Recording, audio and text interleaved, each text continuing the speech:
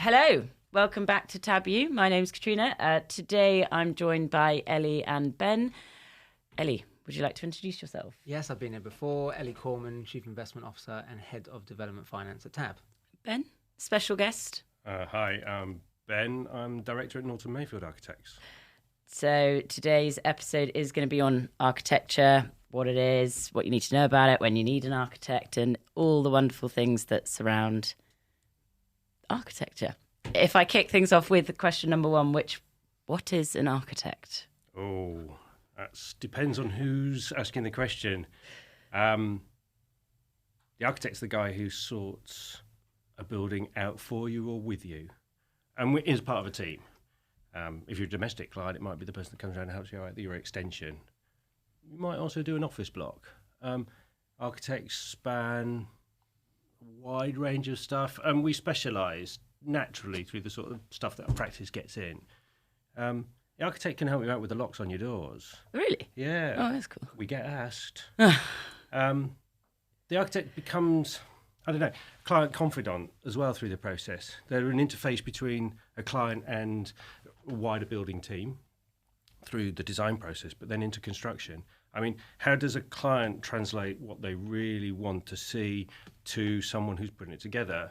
Well, it's through drawings, and when the drawings don't cover everything, you need someone else to interpret, describe, enlighten someone. So to a contractor, I can be the person they don't like to see. Because I'm the person that turns up and goes, I'm not sure that's right, good enough. Can you change that?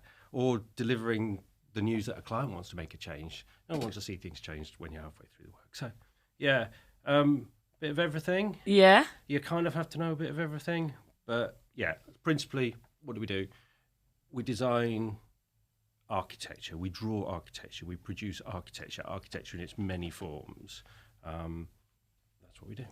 So whether I'm a homeowner looking to do home improvements and extensions, or whether I'm a developer looking to design something, you'll get involved from the beginning of the conversations and have liaise with me and all the other professionals around me to help me get from what I want to do to actually achieving that from a drawings perspective. Yeah, principally. But the question every architect will ask you as a client, first off, is do you need an architect?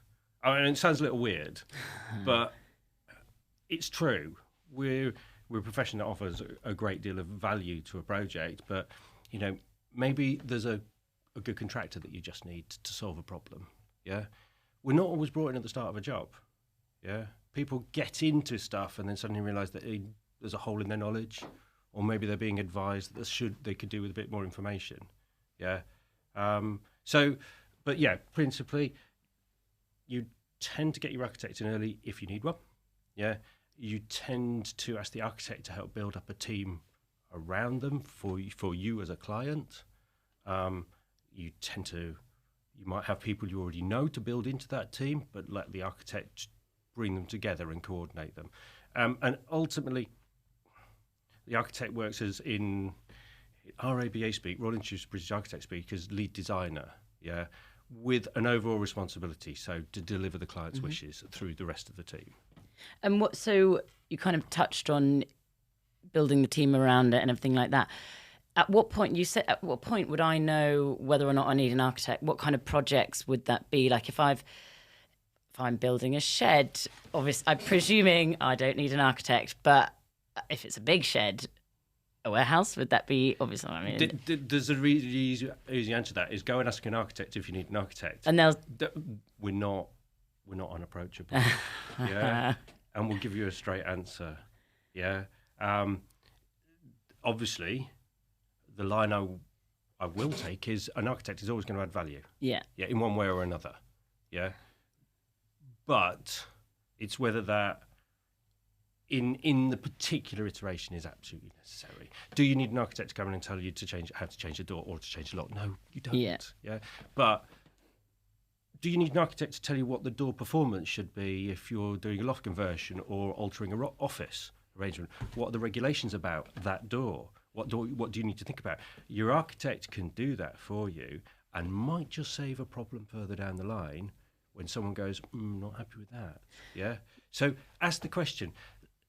every architect to be polite. Yeah. You'd like to think. The worst you can get is a bit of free advice, and you'll learn something. So on that, then, what is the kind of the smallest project you've been asked to do that you have said you really don't need me for this? Oh, we do get asked about sheds. That's an interesting one. Yeah? Yeah. About often people approach us initially because they've heard that they might need a planning permission for something. Yeah, so some form of regulatory approval. And there's parts of the planning legislation that means you can do a thing without a certain permission. Yeah, and so quite often a project may rise and fall very quickly because they want to install a product. Yes, take something like an external air conditioning unit. Yeah. Sure. What is it? Where is it? Where's it going to be positioned? Are all questions to ask. How much noise does it make? Yeah. Yeah. Where are you in the country? The answer might not be. Just ask your installer to deal with the approvals. So they were kind of a lot of the solutions. But if you rang your architects up and said, "This is what I'm doing," and I happen to be on a listed building in a conservation area, overlooked by a load of expensive properties to the rear, you might just want to have a little bit more comfort. You might just want to have some form of approval, perhaps from the council, just to say what you're doing is appropriate, legitimate, and inevitably that means a drawing, and inevitably the installer's not going to do a plan of where the house is. So this is where you might get an architect in. There are other members of the wider profession, architectural designers, architectural technologists that can do certain amount of these services. They are not as extensively trained as an architect, but can provide drawing services as well. So again, an architect, if you rang an architect, and if they were being polite and happy to talk to you, they'd probably give you a good piece of advice. Well, good to know. I'm going to go on to question 2, which is, what is the process to designing a building? Let's say that we're taking a building in this circumstance, a normal building. What's a normal building? Okay. I'm going to twist the question slightly because we do a lot of work in London. Okay, the opportunity for building new in London is fairly limited. A lot of London's already been built over. Yeah, so a lot of our work at the moment is finding new use for buildings, reusing existing buildings, extending existing buildings. So what's involved? Well, first we've got to learn the building. Yeah. So whether that's for small domestic stuff, we'd survey it ourselves. Someone else would survey it if it's a larger commercial project, perhaps. We'd understand how the existing building is built, how it stands up, what elements of that building we might want to retain, what elements need to be come out, whether it's for practical purposes or because there's something wrong with it, for example. But at the same time, we need to be listening to the client about what they want. So we're learning the building, we're listening to the client. Yeah. We advise the client on how to meet those criteria, or perhaps we can't meet the client's expectations. If it's 1,500 square meters, they want 2,000 square meters, and the site isn't big enough. The conversation has to be had about how we fit them in without extending, for example. We'd take those criteria away, as well as other criteria. Where's the sunlight coming from? Where's the noise coming from? What issues we've got to do with parking, transport? What are the neighbours? Is there any sensitive uses? What's below us? What's above us? All of those things, and we develop what we would call a feasibility. So we represent to the client, this is what we think is feasible given your criteria, given the context. If that's still working for the client, we might then take that on to a next stage, which we would describe as a concept stage. That's the first time we perhaps start showing a client something that starts to look like a building. Feasibility, we might show them some blocky sort of arrangements, but we might start showing something that starts to look like a building, how we arrange the elements that they want within their building in a space. Only loosely, because it's important that the client feeds back to us throughout the whole process. We've not got a crystal ball. We don't come up with the right answer first time round. We'd like to make things Has easier. that happened? Yeah. Again, back to the client. Yeah. If we've got a commercial client that's got a commercial brief that is merely interested in seeing development move forward, the answer is quite often what we offer. Yeah. Yes? Okay. Because there are rules about what we do. If we're a domestic client... Like this scenario. Yeah. First time round, we will have met the client's requirements as best we can. Yeah. Yes? we'll never get everything in. It's well, we can get everything in, but ordinarily there's a compromise. Sometimes the compromise is cost. Yeah. Yeah. Sometimes it's client budget, and so there ends being a bit of a process sitting with the client and going through pros and cons. Essentially, Yeah. you can have this, but you can't have that. You know, you could do this, but maybe that doesn't work if you do that. Sometimes we have to go back to the client and say their brief we'd like to tweak. Yeah. Yeah? Yeah. You know, it just isn't. It isn't going to work. But hey, look, we thought of how we can do this over here that might just work out for you. What do you think of that? And it's really nice to put up in front of a client a set of options and just watch their eyebrows rise and fall. You can kind of. It's nice to do it in person. I mean, days of Zoom calls are all right, but nice to do it in person. Papers on the table, pens on the desk. Watch their faces. Does that come because a client has a vision in their mind of what they want? Let's say it's their own home. They have a vision in their mind of what they want their home to look like in terms of space, but don't consider everything because they're not drawing it out. And once you start drawing it out for them, even if it's blockwork drawing rather than detailed drawings, you're opening their eyes to something that they've never considered. We meet clients with no expectations, no idea, and we meet clients that have drawn it themselves already. Yeah, any end of the spectrum. The no idea guys sometimes are more difficult to please. It's the looser brief. Yeah, there's less criteria. You know, we then put stuff up and they go, oh no, actually I never wanted that, never liked that. Admittedly, it's a job at that feasibility stage to tease out. I said building side, I suppose, and client brief. It's our job to tease that brief out. Do you like this sort of thing? What do you think about that? Could we do this? That sort of conversation. Yeah. We ask open-ended, broad questions to get a client to talk to us.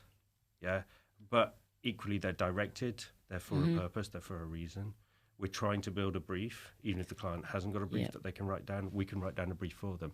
It's important on every stage of work that we look at what the client's brief is. We report back to the client about how we're meeting that brief. We update that brief for them. Yes? Yeah. Yeah, we have agreed to do a thing. Yeah. So once you've gone from feasibility to kind of concept, then you have clients happy with that's the concept. Yeah, we have to get a client happy. That's what we always like to have a client happy. If we can get a client to sign off on concept, then a whole lot of work streams then open up. Yeah. Yeah. We work into something that's more of a developed design, and this is where the first set of regulatory matters will start to surface. A good architect is always thinking about how the building will stand up, how it will meet building regulations, how it will get approval from the local planning authority. Yes, for example. They may willfully ignore the local planning authority until such a point where, because you're trying to meet the client's brief, and you never know until you start talking to the local planners about what's going to happen. But once you've got that sort of more developed design, then it's time to start drawing stuff that will get shown to other people.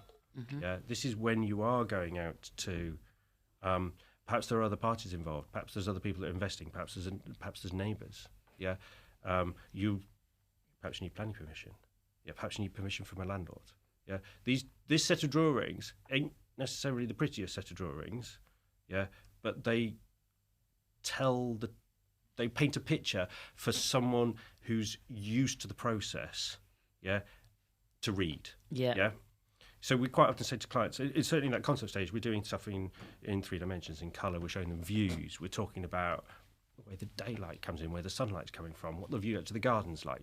And quite often we get slightly strange looks when the next set of drawings we choose, which are going out to a planning authority, are suddenly turned black and white and flat and 2D and boring. Them's is the rules. Yeah, we have to submit the drawings in that format. And this is where your architect is really going to take off from just helping you conceive a project in helping you get a project moving rapidly forward. People can do the envelope sketches and work out what they want, but is the layperson capable of filling out the forms for the planning authority, negotiate with the planning authority, negotiate with landlords, dealing with initial conversation with builders? Certainly with domestic projects, it's a good time to start to engage with someone who might build it for you. because you want them to be as interested in it as you are interested in it. So, and sometimes this is where things kind of die. Yeah, we'd always try and meet the client's brief. Yeah, we'd always advise the client where we can't make a brief. If we can't meet a brief because it's regulatory, we'll have to explain so. Yeah. If we can't meet a brief because the planning authority have a policy that says you might not get away with that, we might agree with the client to at least ask. Yeah. Planning policy is guidance. It is not the law. Yeah. Every site is different. Every building is an individual. Don't ask me to push it on stuff that has been repeated in the street already. You kind of see where it's going. But we've had some surprises in our time. We changed police stations into flats in our time. Yeah. We've kept beautiful listed buildings and changed their use so they run on for another 100, 150 years in a new guise. Mm-hmm. It's really cool. But if someone comes to me and says, yeah, I'd like to take down this bungalow and put a 10-story tower block on it, I might just say, yeah, we'll happily draw it for you. But you might not go much further than that. So your architect is your confidant in that respect. Yeah. And sometimes we're open and honest. We might tell a client, look, what you're after ain't going to work. Yeah, that's the briefing stage. But we might then go, but I can see what you could do instead. Yeah. So feasibility, concept, develop design, right. Approvals. Yeah. After that, you have the opportunity to wave your architect goodbye. Oh, really? Yeah. Okay, so up but beyond to put. You could do. Well, we won't in this scenario. In this context, you won't. Yeah. You'd be advised to carry on with them, of course. Yeah. So, but you could reach out if you're doing I don't know, a shed out in a retail park, mm-hmm. or a commercial. You might just go straight off to a contractor who's good at delivering sheds. So that developed design would cover all of the structural drawings? That level will just do enough for that regulatory approval. Yeah. Sorry, not full regulatory approval, some of the regulatory approval. It'll start the project going. Yes? Yeah. It'll start the project going through its regulatory things. It'll get to planning. Yeah. It won't get you a set of drawings that, without additional information, you could build from. Okay. But that additional information doesn't necessarily come from your architect. Yeah.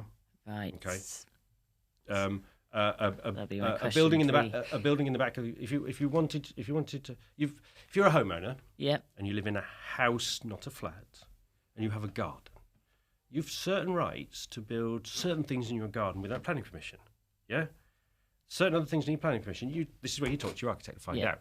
Even if they don't need planning permission, you might want the comfort that the local authority knows, and you could make an application for a particular form of, not permission, but it's a sort of license. Yeah. But then, if you can find a company that builds these things in a shed on the back of a farm somewhere in North London and brings them in on the back of a lorry and plogs them in the garden, and it solves your brief, then why wouldn't you? You might ask your architect to go, I'm interested in this, have a look at it, what do you think? Could it work? Guide me on what I need to do, foundations, who do I need to put into services, things like that. But does it come in off-site? And as construction as a wider business, off-site construction has been a thing since I was at university. And for London-centric, off-site can work. It still has its foibles. But think about the tower blocks that go up in central London. They're not building windows on site. They're not even building wall panels. They're hoisting the facade, the front of the building, off the back of a lorry and sending it up 20 stories on a crane and plugging it in. It's been built in a warehouse somewhere else. It's been tested. It's had water thrown at it, wind thrown at it. Every element has been picked over. It's wrapped up in bubble wrap and it's stuck on the building. Yeah. So you can leave your architect. More often than not, though, you don't. Yeah, more often than not, you need to develop a set of drawings that all those other professions that are required to see a successful project through will interact with. So your structural engineers, your mechanical and electrical consultant, your sustainability consultant, your landscape consultant, your interior designer, if that's the sort of thing you need on your project. Yeah, this fourth stage is when information comes from the architect that can go out to others, that they can input on, that then feedback. And an architect will, as I say, as a lead designer, would coordinate that process and make sure that everything's going in the right place. Mm-hmm. It's an iterative process, and admittedly, not always, or not. Sometimes this is where the architect's vision can vary, as another consultant throws in, that's a bit tricky, or can't do that for this reason.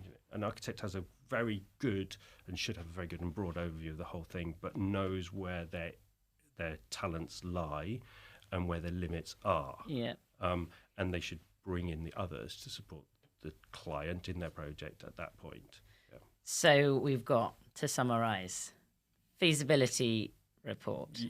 That briefing and feasibility. We've done the concept. We've done the developed design. Maybe we've got planning permission. Maybe we're not waiting for planning permission. We're just getting on with it. We're now doing technical design. Yeah. And technical design, again, briefing through your client. You'll be talking with your client about how this job is going to be what we call procured, i.e., how is it going to be built? Yeah. How much effort we're going to put in the drawings, or how much we're going to leave up to the builder. Yeah. Where are the critical points? What's the critical information that we need to get to someone who's building? What can we leave them to work it out? Yeah. For a domestic project, it might be really simple. Yeah. It might be a set of simple plans, construction details that we know meet regulatory approval. This is where the regulatory stuff comes in, because if it's not correct on the drawings, it's never going to be correct on site. Yeah. So, but am I going to ask a client to pay me to draw every last element on a small house extension? They don't want to pay for my time. Mm-hmm. Yeah, nicest possible way. A good quality builder should know what they're doing. If they need me to help them, you might need a different builder. And then final stage, build it. And bizarrely, at the moment, we're seeing a lot of work come in for helping people with the build bit. There's certainly for the domestic market, the market is busy. The good builders are busy. The less good builders are not as busy, and sometimes they're offered the cheaper price. Yeah. Does a client want the comfort of knowing that someone else is keeping an eye on things? And there are checks and balances in the process. Building regulations is a huge one. But do you want to know that as you come out the ground, for example, that it's going right? And you will call on all those talents, structural engineer as well, architect. But your architect has that sort of broad overview. They have that coordination role. They might spot something not going quite right structurally or service-wise before it's gone too far down the line that it becomes a serious problem. So after kind of the process, and you kind of mentioned structural engineers and stuff, my question number 3 is, what is the difference between an architect and an engineer?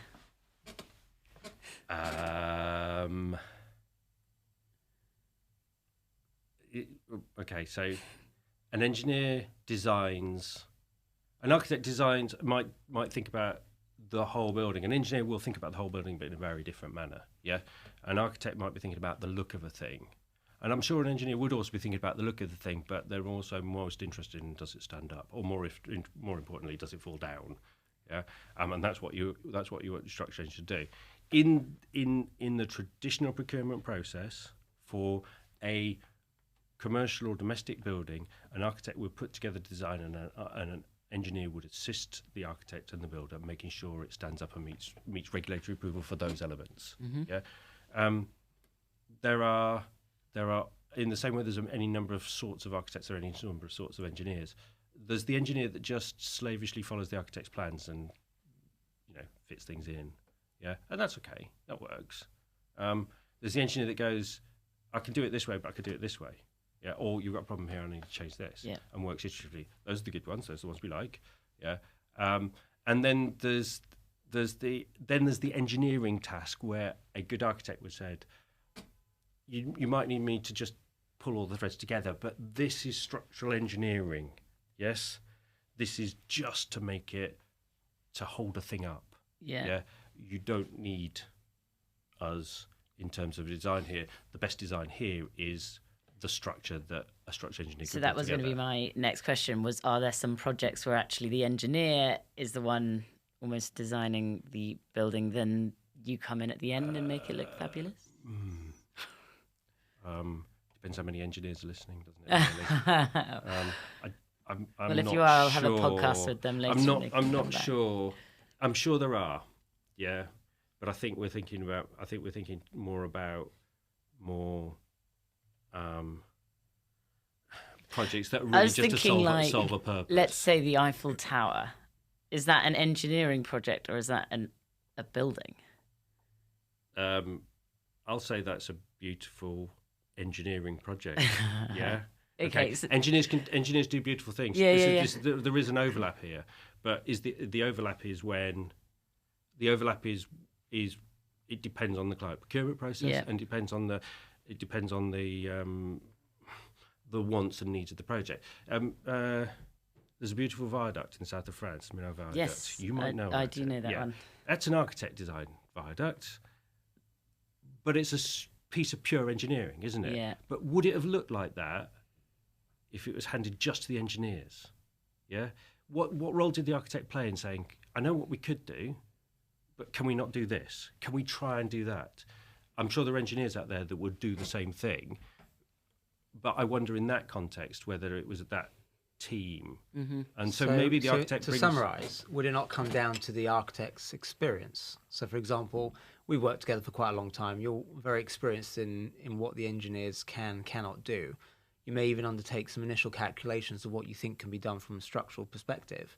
And then sort of come back to Katrina's point, you're leading the design of the engineering. Obviously, the engineer will input whether you're right or wrong and change things, but you're leading that design. Whereas a more inexperienced architect will need the engineer to design the fabric of the frame first and then work around that. Yes, but no. Okay. Whilst it's a collaborative process in delivering a building, there are clear and clean lines of division of responsibility. Yeah. Okay. I might do back of envelope calculations and rules of thumb. I will keep it to myself. Yes. Let's say we're doing a 5-story building. I will know roughly how I might want distribution of columns in the space. I will roughly know how thick I need a floor for it to stand up. Yeah, because I need to do that at that concept stage to prove to the client it fits. I need to do that at that develop design stage to be able to present something to the planning authority, because there's no point in getting planning permission for something you can't build. Yeah. Okay. An architect with experience or a well-trained architect will know some of the answers instinctively or through experience. Yeah. A client doesn't want to hear that after they get scored a planning permission, the engineer says to them, I need to change it. Yeah. That's not good. Yeah. So that's where your architect having that big overview would pull in that experience into the project. But they do calculations? No. We would let the structure engineer then take that responsibility. That's what they're highly trained for and well paid for and thoroughly insured for, which is very important. Yeah.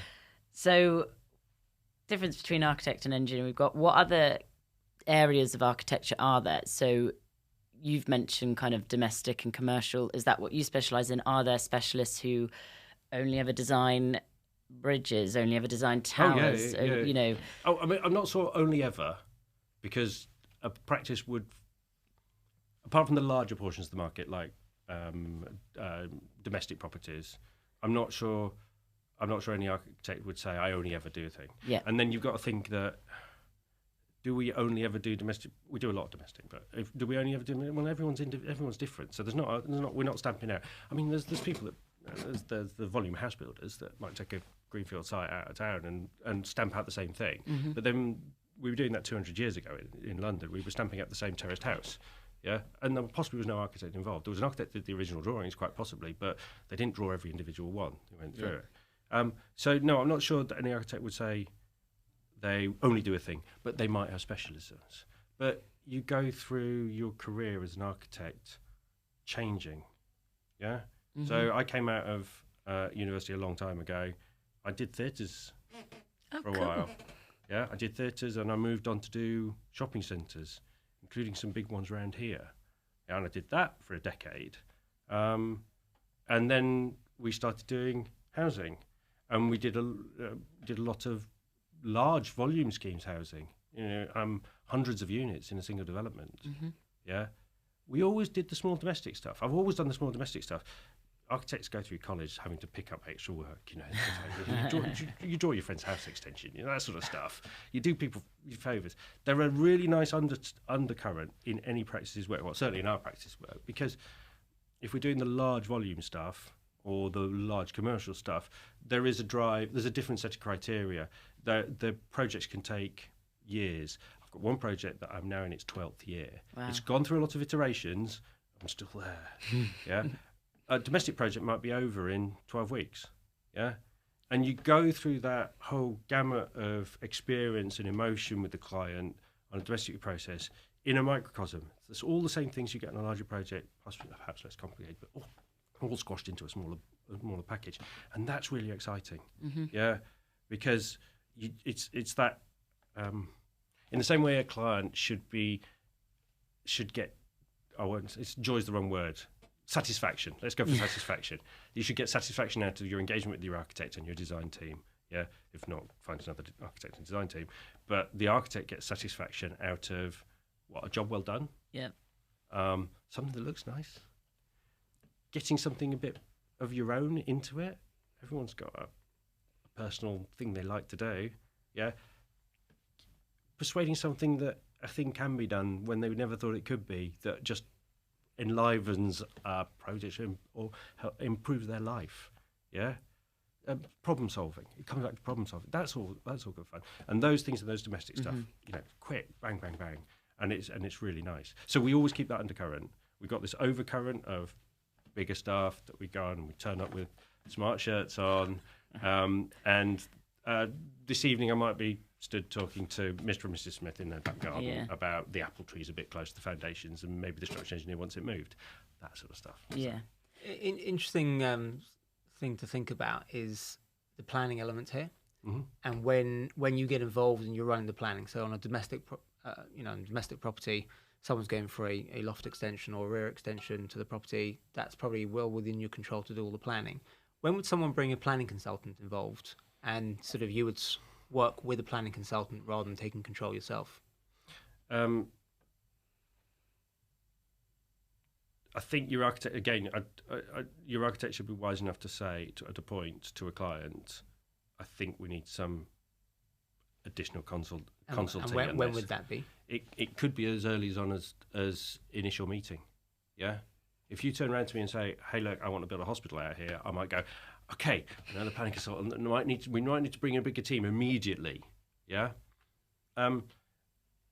What can a planning consultant do for even on a domestic process? A planning consultant might know your local authority better than we do. Yes, they might know the people behind the names. They might know what other people are getting away with. Yeah, do you remember I said that planning policy is guidance, not a rule? Yes, so how that guidance can be bent. But then we know that as well. It's just, I might see a domestic extension in London Borough Barnet one a month. Yes, a planning consultant might see one a week. Yeah, they won't be designing them, but they'll be inundated with that knowledge gained repetitively. Presumably, they'll be able to say kind of straight up whether, yes, you might have a chance of this, or absolutely no way, that's going to cause an issue, so let's think about that. Yeah, and then we might turn around and say, yeah, we know that, but we're ignoring you, we're going to do it anyhow.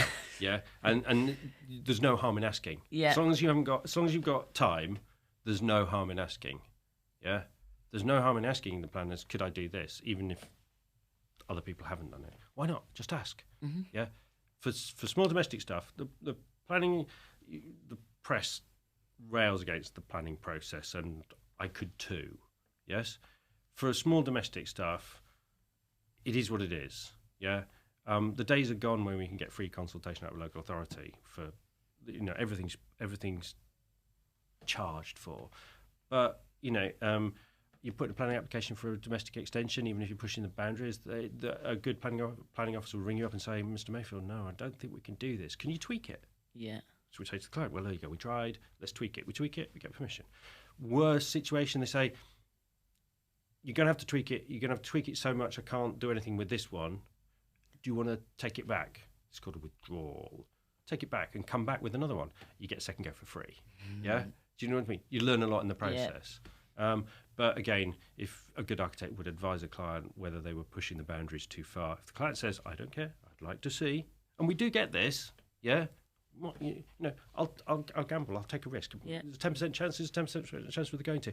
Sometimes the client needs to find out for themselves a thing cannot be approved. Yes. Rather than being told, I guess they won't really accept no as an answer. Because there always is. The one we get quite often is, but my neighbour's got it. Yeah. Your neighbour's house is not yours. Your neighbour's situation is not yours. When did your neighbour build it? Yeah. What were the rules then? The rules change. Yeah. We get quite a lot of disappointment when we've had a rule change, I know. And in that case, the regulatory authorities, whether it's building regulations or planning authority, their hands are tied. They can't approve it. Yeah. It's just unfortunate. Yeah. So going on to question number 4 is going to be about sustainability, stuff like that. So question number 4, what sustainable solutions do you incorporate into your designs? Okay, so we talked about that process going through briefing and concept. We would always ask a client what their sustainability goals are at that stage. We'd encourage them to develop some sustainability goals at that stage, even if they haven't even thought about it. Yeah, we could tell them the bare minimums, and then we'd encourage them to go a little bit further. Yeah. Sometimes those going a little bit further are quite interesting. So they add into the brief. Yeah, we'd reflect that in the concept and into the developed design. We'd integrate that. I've mentioned regulatory approvals and I've mentioned building regulations a couple of times in this conversation. Building regulations in terms of have just changed, and there's been a greater emphasis now on better energy efficiency, passive energy efficiency. So that's building correctly with good insulation performance and airtightness. There's no point in having a highly insulated building and all gaps under the doors and all the heat disappearing out. Yeah, as well as those active elements. How efficient is the heating system gone in? Yeah, so there's a regulatory approval. Planners may ask you to go beyond that regulatory approval, and that might be a percentage better than a thing. Certainly when you build, that's quite normal. Yeah. But they must also ask you to meet certain other standards, and it very much depends on what you're building, what those standards are. Yeah. A client may also have some of those high aspirations, and we did a house a couple of years ago in South London, which is supposed to use no energy. I'm careful to avoid this net zero thing, because that assumes that there's always some energy consumption in it, and this house doesn't generate any at the moment. Yeah, it's because it's a conservation area. We weren't allowed to do the photovoltaics on the roof. Yeah, so it's a low carbon, not a no carbon. Yeah, but the intention is it never has to have the heating turned on. Yeah, great.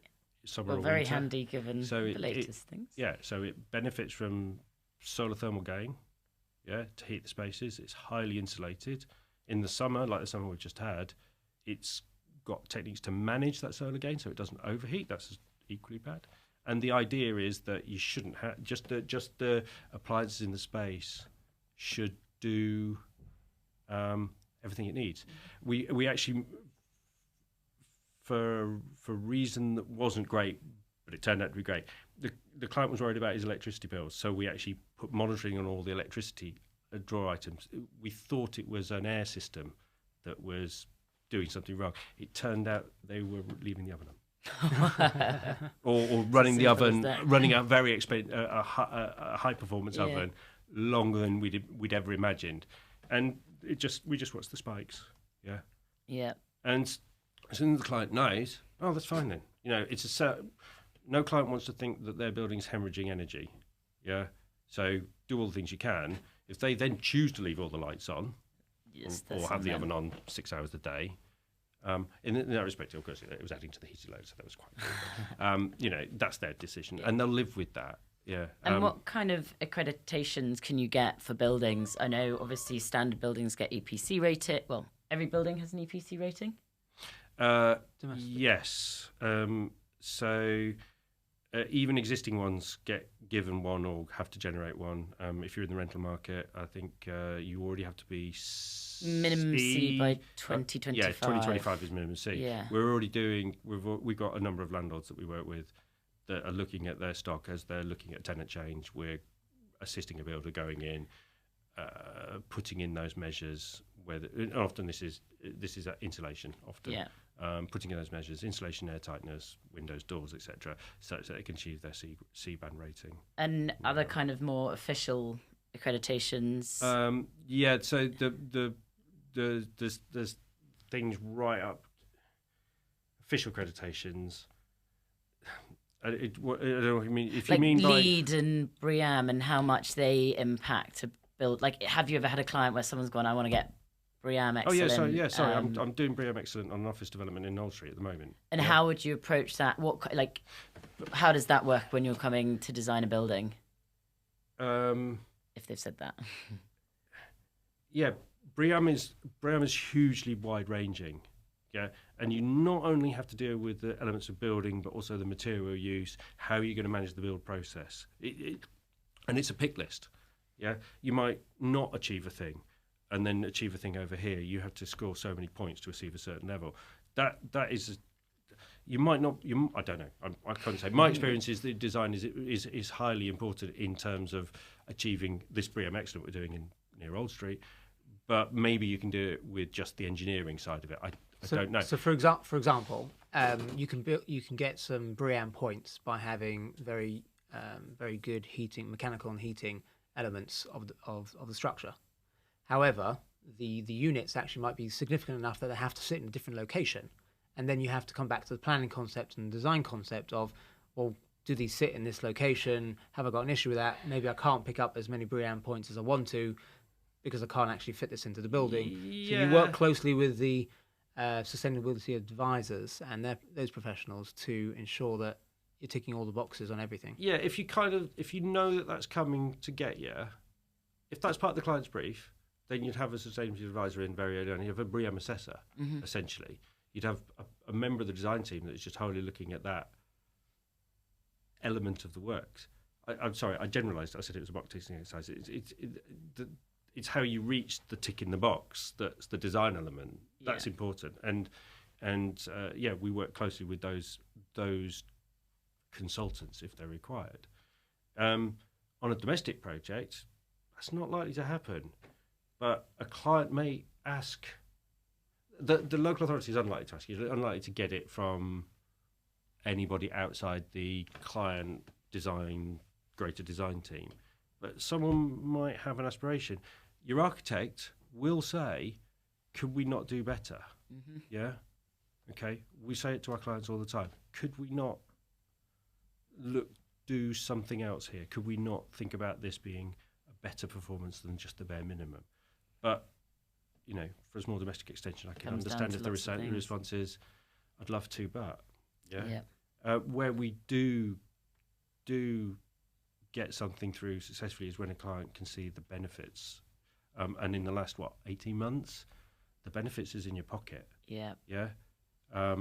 If the hierarchy of measures that we would take always start with those passive measures, the stuff that you never have to go back and do anything about. You don't have to get someone to maintain or fix or refurbish or refill or refuel. It's those passive measures, and that's you've got to look at it's saving over a decade maybe, yeah. But it's not going to be there for a decade. It's going to be there for 2, 3, 4. It's going to be the next owners. You're going to be asked as you start selling your house. That EPC thing is highly important. Yeah. That's going to be first and foremost. Someone who's going to look at my drafted Victorian terrace is going to say, "Oh Christ, that's going to be expensive to heat." Yeah, what can I do about this? Yeah, it doesn't mean my drafted Victorian terrace has to be a drafted Victorian terrace. I can fix that. Yeah, and that's where certainly now we're looking at a lot stronger these sort of. We do a lot of work with existing buildings. That's what a greater increased focus, and the regulatory focus is moving that way as well. So moving on to our final question. Yes. How did you get into architecture? Oh, okay. Did you know you wanted to be an architect from when you were younger? No, No. But yeah, I kind of like I always like building things. Yeah. If you've got kids that like Lego, they're halfway to an architect, perhaps. Yeah. I always like drawing things. I liked things that move and did things. And then I had a dad who's an architect. Okay. Runs in the family. Yeah. And I saw what he did.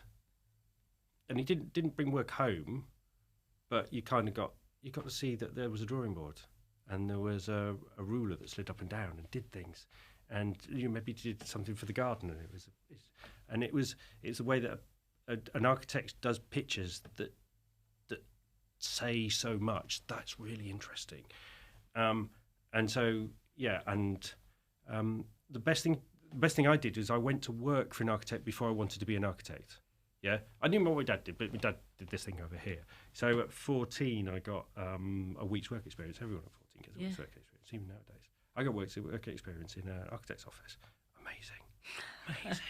I met people that were only maybe 10 years older than me, doing crazy stuff, or at least it looked crazy to me.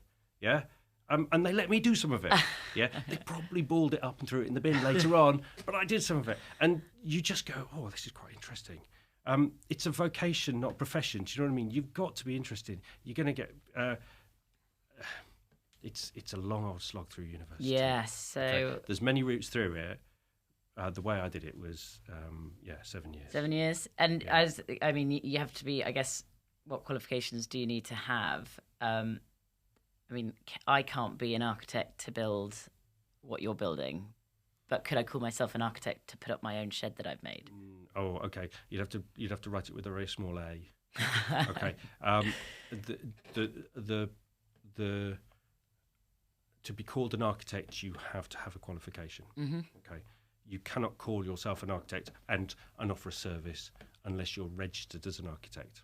Okay. And that's through the ARB, Architects Registration Board, because you cannot be a registered architect unless you're qualified and you've demonstrated that qualification through your education. Yeah, there are you have to achieve a degree, a diploma, and a set of professional studies. Sorry, you don't have to do them all in that order, and you might skip one, but ultimately you've got to have done 2 years worth of professional experience before you can call yourself an architect, and you've got to stand up in front of a panel of peers to demonstrate that competency. Yeah, we put stuff up that people's lives depend on. It sounds dramatic, but your architect deals with your fire compartmentation. Yeah, it's how you get out in the event of an evacuation. Mm-hmm. Yeah, they might call on others, but it's so important. So no, an architect is someone who has all that training. Anyone else is not. They might be an architectural designer, they might be an architectural assistant, you might have an architect small a. I might do my own architecture, yes, that's fine, but you couldn't be an architect. Fine. And can I become an architect if I can't draw or do maths? I can do both. But hypothetically speaking. Can't draw is a tricky one. Can't push a pencil around a piece of paper. You could probably get away without. Yeah, we still push pencils around a piece of paper because we're trying to explain a thing. Yeah. But where does most of our information come out nowadays? It comes out of a computer. Yeah. Okay. So pushing a mouse around. Can you get away with not knowing maths? Yes, you probably can, because the computer does a certain amount of it. Will you have to learn? Yes. There is no avoiding it. Yeah. The maths will. Someone will ring you up as an architect and say, how many square meters, feet have I got here? You know, how many can I get? And the calculator has to come out. Yeah. But then if you're working in a big practice, perhaps there are other people that will do that for you. The big practices might support someone who is just purely design, just purely doing concept, exciting the client about a thing, and there's other teams that help deliver it. Our practice is you meet the same people throughout the process. You meet all the people throughout the process, from inception to completion. Yeah. And so, yes, you probably could do without drawings and maths. It might be a struggle, but I bet you'd learn it. Yeah. Yeah, I bet you learn any bits. You wouldn't need to have an A level in maths particularly. You just have a good working knowledge. Yeah. And I've got my final question. Do you want? No, to that's ask good. me? My final question is: what is your favorite? Your favorite? I can't even get it out. Favorite, most exciting? That's what I've written down. It's terrible. What's the most exciting project you've ever worked on? Tricky. The last one. The last one. Yeah, because as I said, even with the small domestic stuff, there's always some excitement in it. Yeah. So it's what I'm thinking about today. Yeah. The most exciting thing. Sorry, this sounds like a cop out, but it's true. I'm going to see a client after this. Yeah. Their project has to be the most exciting thing for me. And it has to be, and it will be my only focus. Yeah. And I can get really excited about them if we get something. We can get them enthused. It's really bizarre. Perhaps I think I'm normal that we as a practice don't live on our last project that's done. We're looking to do the next one better. Yeah. I know that sounds like a pitch. Yeah.